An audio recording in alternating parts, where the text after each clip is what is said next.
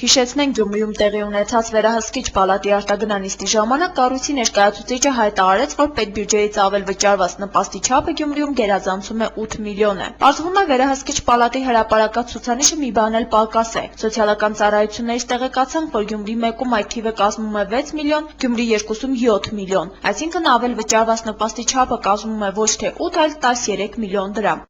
Շիրակի մարզում հայտնաբերված խախտումների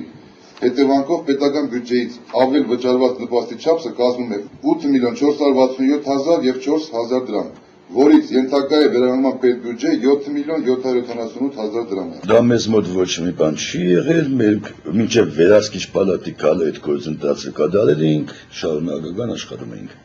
Սա չարաշահում է ոչ թե սոցիալական ծառայությունների, այլ նպաստառուների կողմից, նշում են պատասխանատու կառույցների ղեկավարները։ Ինչու՞մն է սոցծառայության աշխատակիցների մեղքը, հարցնում է Գյումրի 1 ծառայության նպաստների բաժնի պետ Ռաֆիկ Քոթանջյանը։ Շատ քաղաքացիներ ժամանակին թաքցրել են իրենց եկամտի կամ աշխատավարձի չափի մասին տվյալներն ու հաշվառվել որպես նպաստառուներ։ Հիմա էլ ուզում են չարաշահումը բարդել անմիջապես կառույցի աշխատողների վրա։ Բոլորը գիտեն, որ տեսուչները կաշառք չեն վերցնում, ասում է Քոթանջյանը։ Բայց տեսուչը գիտեք չգարանցել չի, բոլորը թաքցել է խաբել էին։ Ինչ ուզենան կասեն, տվողը երբեք չի ասել, պես բան դու գիտես։ Ներկայումս շատ նորմալ է, ժողովուրդը արդեն զգոն է, ժամանակին ներկայացնում է աշխատելու փաստը, եթե հասնում է բնականաբար ստանում է, եթե չի հասնում,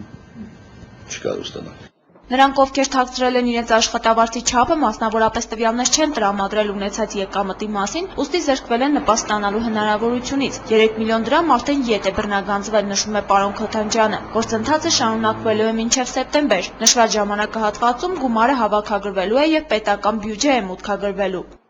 Նախկինում ունենք մինչև 11-12 հազար ընտանիք։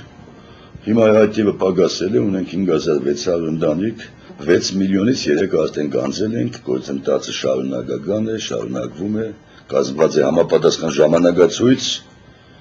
նորմալ ընթանում են։